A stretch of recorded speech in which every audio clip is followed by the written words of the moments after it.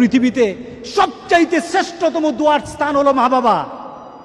ওই মা বাবা যদি হাত পাতে আরশ পর্যন্ত পৌঁছে যায়, ওই মা বাবা যদি বদদুয়া করে, পৃথিবীর সব তীর সব টার্গেট মিস হতে পারে, কিন্তু মা বাবার বদদুয়া কখনো মিস হয় না, কখনো মিস হয় না। আর সন্তান মা বাবার জন্য যখন দোয়া করে, পৃথিবীর কোনো হুজুর, পৃথিবীর কোনো বুজুর্গ ব্যক্তির দোয়া কবুলের ব্যাপারে সন্দেহ থাকতে পারে, কিন্তু সন্তান যখন মা বাবার জন্য দোয়া করে, এই দোয়া আল্লাহ ফেলে দেয় না। সুবহানাল্লাহ।